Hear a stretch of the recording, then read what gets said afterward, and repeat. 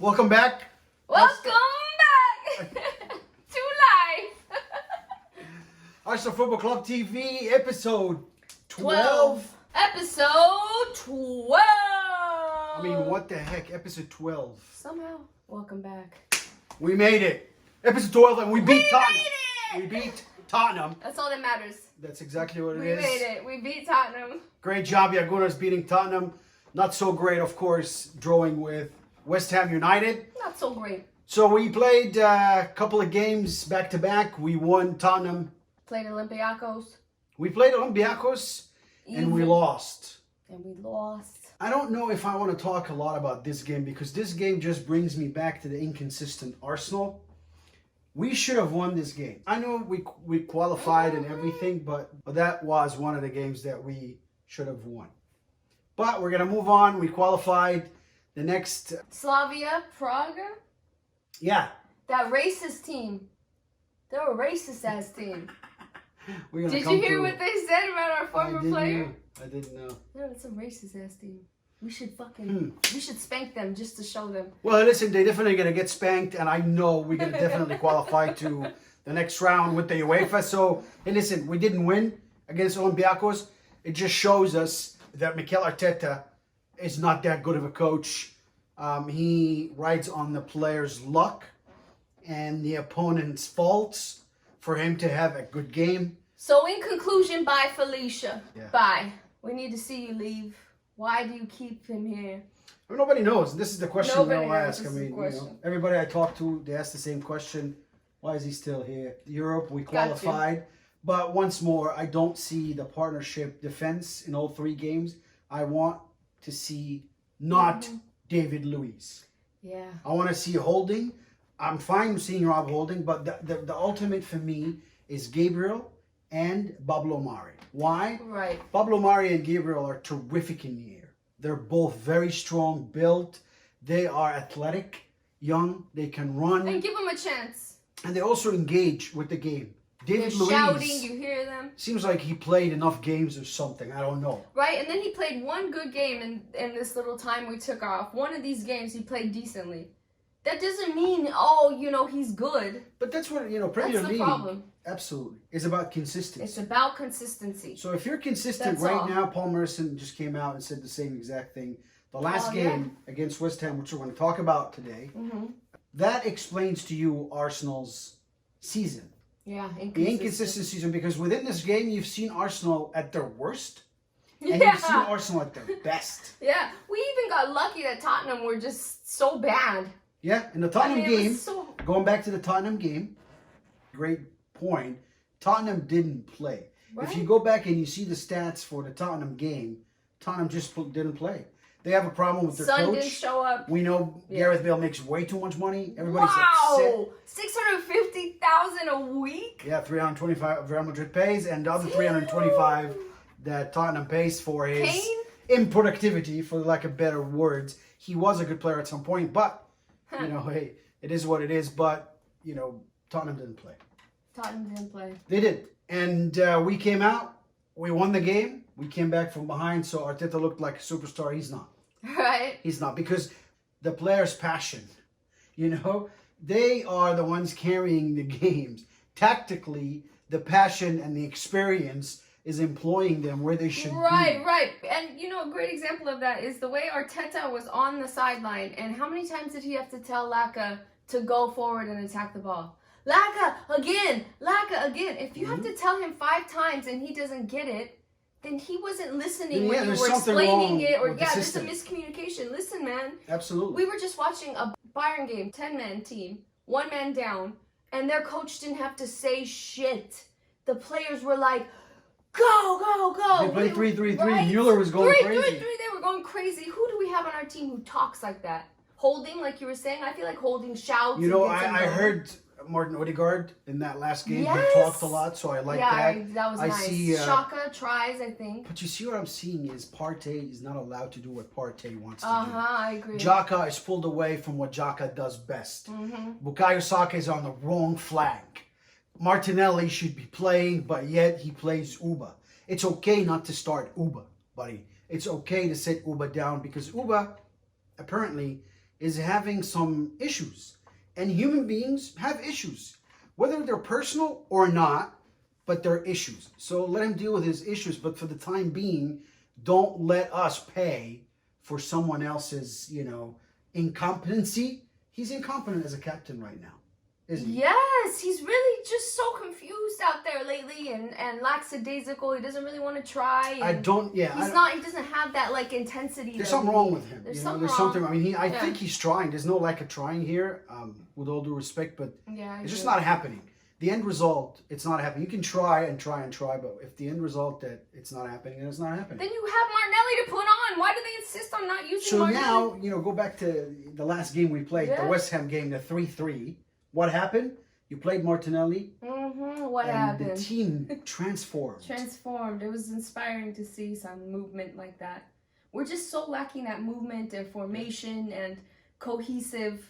What does Arsene Wenger say? Unity. Togetherness. We're lacking solidarity. That. It seems like Arteta came in and divided the club in the most drastic ways possible. Like anybody who was together is no longer. We used to watch these training videos on Arsenal.com and just love to see how they'd laugh and play together. Now it's like they walk out quiet. Yeah, they're all like, it is confusing. Yeah, and you said it best, dividing the team. A coach that doesn't bring a team together divides the team. That's basically what it is. And again, his lack of experience in the Premier League matches, his lack of experience even in Europe. You're playing at home to a team like Olympiacos. Regardless, and you're up 3-1, they could have come back if they didn't have that red card. They would have come back and they would have, wasn't it right towards the end where they almost scored anyway? It was. Yeah, and last year, that's the team that took us out, and we were short 1 goal. So why are we repeating our mistakes? And that's why I'm saying, does he watch the past games and look for the mistakes? Yeah, what were we saying about Burnley when he put in? Yeah, anyway. He's always repeating his mistakes, and that's my biggest worry, that he's not finding... It's a concern. And, a route, he's not finding an avenue, a game plan that he can refer to with his players when we just need to win, when we just need to pressure. I think he doesn't pre-manage the game. And what I mean by that is I don't know if I think he watches games for opponents, but I don't know if he is playing according to the opponent. He's trying to force away football. And when you're trying to force away football, you have to be a very experienced coach because you force that quickly. You know exactly what needs to be done. You've done it before. But for him, he saw it, or he's seen that, getting done somewhere else. He didn't do it himself. So the lack of execution for him, the lack of focus, employing the players. Right, instead of taking our players and using what they have, the talent they have, and using, how can I use Saka best? Yeah. Wherever he learned it from, we don't know. And you see now Saka's performance it's weird. Is declining. He went all the way up. He was up and rising, he set him down. Once he set him down, you notice the shift. Go back to see those games. When he set him down, you notice the shift of Saka. When a player like that, young player, is riding the wave, you just let him play. Week in and week out. You give him instructions, you get him better. And what I'm hearing, Bukayo Saka listens, and he wants to learn, and he wants to be better. So help him to do such. And when he's riding that wave, when he's doing really good, don't sit him down. Let him play. When Pepe plays very well, what happens? Mikel Arteta sits him down. When Smith Rowe, every time he started in that number 10 role, right? What happened? We won. And he stopped playing him. Right, and what that does is not allow these players to get to know and learn to play with each other. Because so many times you see Pepe coming in and he makes making these runs all day long. Yeah. But they're not used to playing with him, so no one's ever passing to him. He gets 1 or 2 out of 10 passes. Yep. And then he separates himself. He isolates himself, for lack of better words, because now he doesn't have. He doesn't need to because he already ran up front. He's tired. If you have to, when you play wide, right? Then your midfield have to pressure. If you play if you want to play upfield and you want your right back and left back to enjoy the position of the ball, then you have to, your front players, Uba, whomever it is, which we know he doesn't do, but you have to have a player who pressures. That's why when Martinelli plays, this works. So this is your game plan. You want to force it on Arsenal, yet you don't use the right players to execute it. He baffles me, but I thought that the 3-3 really kind of showed everyone Arsenal's season so far. The up and down, up and down, up and down, like a lot of people called it, a roller coaster. It's not consistent. He doesn't have any vision. He sits down players. And again, you know, you're talking about the starting 11, and who do I want to see? I want to see Pablo Mari playing next to Gabriel. Why is that so difficult? Why can't we sit down David Luiz? Because he's apparently, during the game, if he makes a run or two or an okay defensive play, that doesn't make him a That hero. doesn't make up for all the defensive mistakes he's doing. He was consistent with Chelsea, but at Arsenal Football Club, he's not consistent. Yeah, he might score a goal one game, but after he let how many goals? I mean, that West Ham, you know, Antonio just, come on. How can he jump on top of you like exactly. And it's so ridiculous because of all the players, defensive players that we have on loan that could be where he is instead. But you would purposely send out players on loan so you pretend like you don't have anyone to play. And you still sit out holding, like you said, and Pablo Mari and Gabriel. And you still have other options. Why are you insisting? Yeah, I'm just, and again, the Arsenal fans that say, you know, trust up. There's no, I'm not going to even That's say long pluses enough, anymore. so we're not going to But it's not that only. It's you have to understand that your club right now is 10th in the league. I mean, 9th, 10th, same thing. It's not performing. You see Tottenham, they start dropping. Jose Mourinho knows that he's going to be out. And he's going to be out very soon. Chelsea, same thing. Yeah. Big clubs, when we are not near top 4, which I mean 6 or 7, I mean, my you God. act. But, you know, that's Arteta that took you all the way down. To 8th last season. Yep. You weren't even close. And then how many, now he's been here over 2 years, he's been coaching Arsenal. Yeah. So I want to know what happened, what develops. Yeah, we did win the FA Cup. So what? It's a single game or two that does not identify a football manager. The players were, excited that Unai Emery is no longer a manager. They played for the club. Hey, this is the only thing that can get us into, to play into Uefa. The players knew back then how important these games were, so they performed. But after that, what happened? They need motivation. They can't just continue. That's the manager's job. They can't just continue to motivate themselves. They're doing their best. I feel like our players are really everything for us right now. And the way he's trying to piece them apart and wholesale them and take them out. Who would want to come to a club that's not playing in any of these competitions, isn't playing even competing in the top 4, and has a newbie for a manager? Why would I want to come to that club? And that's what, That's our main problem. Exactly. You're not attractive enough for players. You're not attractive enough, and you're taking our riches, which is our youth players who came up and really could have played for Arsenal with heart for life. Yeah, but that's just what it is. You don't find players that stay today, but you have your youth. You have Bukayo Saka, you have Emil Smith-Rowe, you have Martinelli. These are 19-year-old kids and 20-year-old Right. Is kids. Eddie Nketiah and these other kids gone, or just... Well, I saw Willock Nilsson taking people on in training. I see Eddie Nketiah scoring in training and playing. But the lack of managing these players and the lack of growing their talent is alarming for me. It's concerning. It is, because they should be playing more. They should be. Absolutely. Yeah. You saw in training, Nelson is taking people left and right and scoring. Oh my God, he was impressive. It's unbelievable. Yeah. It's unbelievable. So now again, it just concerns me that these talents now are not, been developed. And that's very, very, very dangerous, because Arsenal never bought superstars. Yeah. We make them.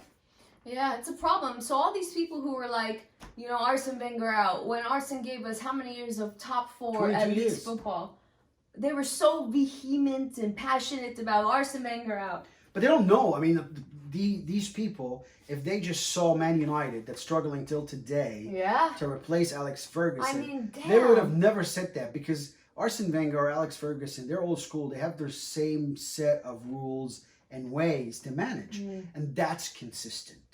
When you're consistent, then you're consistent on the pitch, consistent winning. Winning is a habit. You develop that. Consistency, that's the name of the game when you are at the Premier League level. If you're not consistent, then you play somewhere else. Yeah, you play in lower league. And that's why Arsene Wenger, they can say whatever they want to say, but today, I'm asking for a change. What is a change? Is it just for the word? Change what? If Arsene Wenger was bringing it, day in, day out, season in, season out, we see the club developing, getting ahead. We're seeing it making money. Everybody's happy. Fans are happy, and the people are managing, the owners. Everybody's happy. Today, you bring someone like Arteta to an Arsenal Football Club. You're showing the world that we're inexperienced. Yeah. You're just showing the world we're not experienced. You are showing the world that we are not as serious as we claim to be. Yep. By bringing him there and leaving him there. First bringing him was the first big red flag, and then leaving him there. Not just the whole year. He had all last year. Yeah, I know there was COVID, but you had all last year. It's been more than 2 years. Yeah, it's too COVID long. even. I don't understand. Managing, why are they holding on to this mistake? COVID time you can even use and utilize to talk to the players and try to develop them, try to one-on-one more, try to bring them together more. Sessions, we could see the problem with Arsenal. The problem with Arsenal, they're not playing together as a unit. It's clear. There's no solidarity.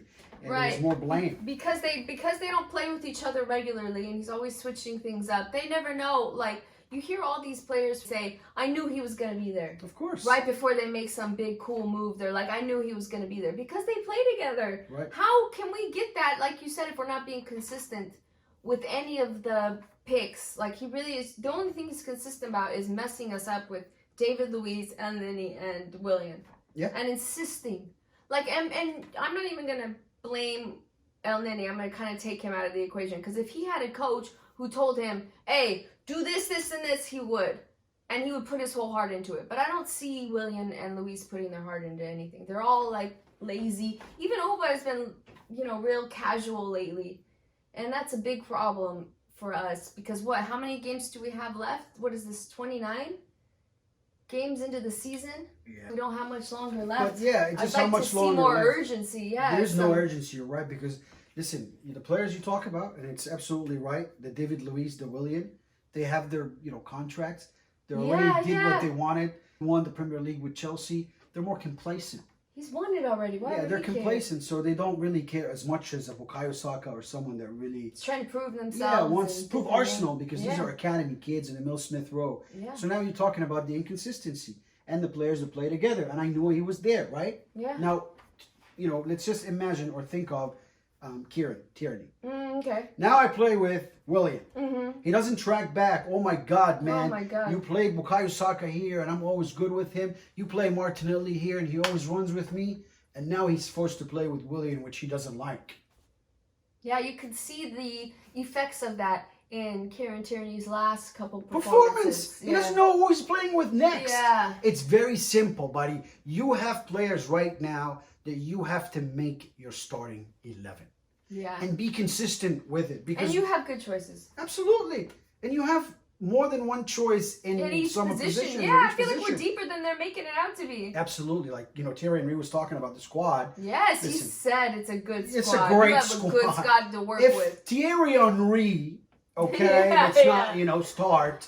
But if the legend tells you that you have a good squad, he's not bullshitting. He's not you have a good squad. No, don't come and fuck that up. Don't come and fuck that up. And, just pay attention to your players. Like, it's clear that Tierney is a fundamental type of player, which would mean he's going to be working his butt off the whole time. So, like you said, But he needs motivation. He needs motivation too, but give him those kids, because when he's going up and down, he's going to get tired, and you're going to see it by the 60th minute or whatever. Well, that's what I'm saying. He needs motivation. That's why he needs motivation. By those a player? kids give him motivation. Exactly. Because their teamwork pushes him. If I'm playing ahead of you and I'm running, what are you doing? I'm yelling, go, go, go! Yeah. Like Mueller. You're running and That you're last going. Bayern Munich game was And that's what's up. freaking example of what football should be like, and they were playing 10 men. Yeah, they play I can't get over 3-3-3, it. 3 lines, tight, together football, up and down, and pressured the other team. So they the pressure was had a defender red carded, their left back. So what did they do? We don't need to defend. We're just gonna attack. play. Exactly. Force you to defend. Force you to defend. And that's what they did. Their 3 big defenders stayed in the back, made sure nothing passed, and their front men worked so hard. They have a fridge Sonny in the didn't back. Sonny didn't stop. Sule's in the back like a beast. Neuer's playing like an 11th man. What's the next game Arsenal play? We play next. I don't know. Okay, I'm going to give you a hint for who we're playing next. Oh, we're playing Liverpool. And we'd rather walk alone. Anytime, any day, we'd rather freaking walk alone. I do not like this team. We I do don't not like the Klopp. way- I don't like Salah. I don't like him. any He of seems them. very like he's trying too hard to pretend like he's very nice, but you're insincere about it, man. Yeah, I don't like I don't him. believe you. I don't like the owners. I I don't don't like that believe club. you. I don't like that club at all. I don't like it. We either. I don't like. Saturday, April 3rd, we play Liverpool at the Emirates. All right, who do you want to see? You know, I want to see Pablo Mari and Gabriel starting. Please. I want to see both of them. I don't want to see David Luiz We because don't need to mention Mane and these Salah is three. gonna. We don't want to see. And he doesn't play well with Firmino either.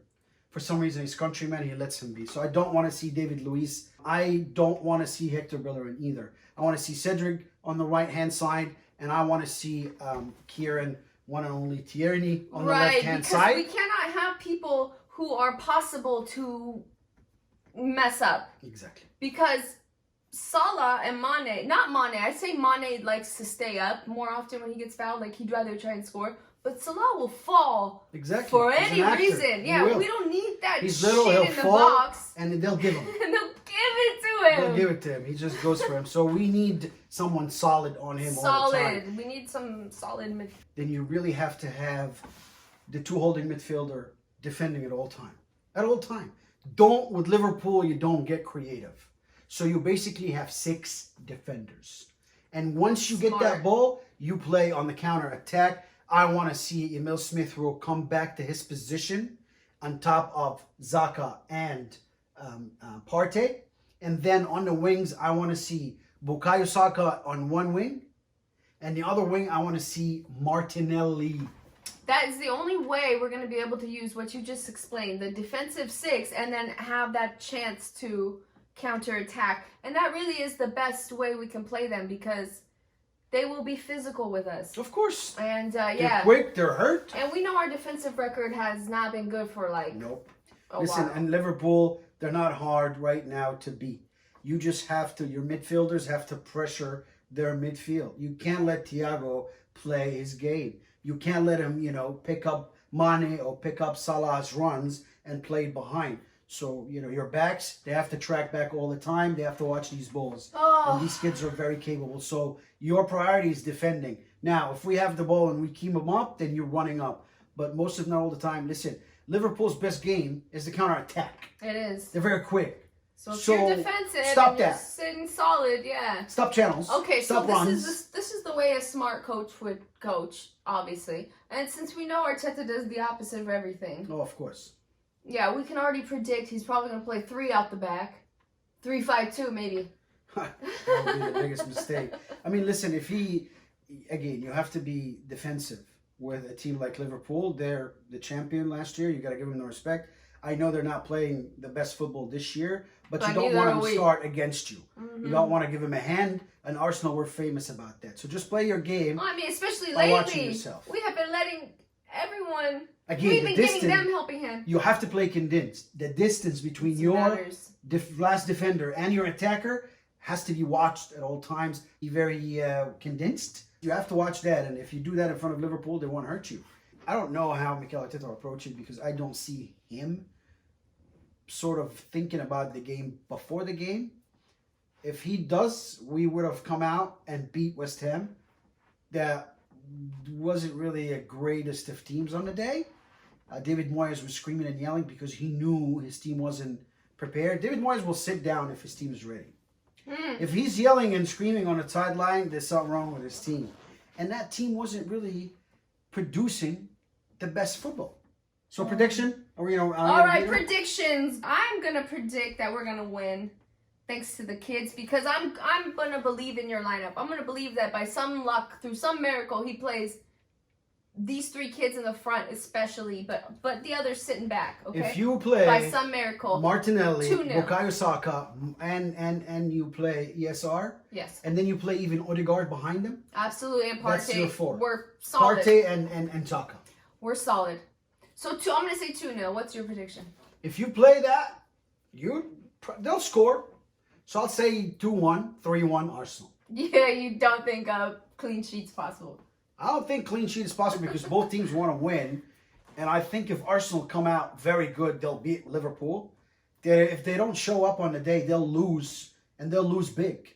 Or like West Ham, if we go back to West Ham and you conceded 2 goals in less than 5 minutes, 3 minutes, back to back because of inconcentration. If you do that and lose concentration in front of Liverpool, they're not like West Ham. You're not going to come back. You're not going to come back. So you need to be focused throughout all 90. And that's a game where whomever is going to sustain, athletic fitness and whomever is going to sustain energy throughout, to the end of the game and doesn't make any mistakes, that's who's going to win. So my players have to be very, very disciplined. They have to watch their lines. They have to defend together. They have to force, wide players wide. They have to defend deep. They have to run on a counter-attack, and togetherness and solidarity. You need 2 players following up with each others. You need 2s and 3s hunting the ball. The 50-50, you always win it. Go in and give it 100%. If you're tired, you could be substituted, but give me your best right there and then when this whistle goes. You have to go at Liverpool because they're no joke. Once they sense that you're not up for the game, they'll take you for a ride. So we'll see you next. It's going to be episode 13. Lucky number 13. And hopefully we win. We beat Liverpool. That means we're going to win, yeah. Yeah, we will. Lucky number 13. And we'll see you next episode. Thanks for watching.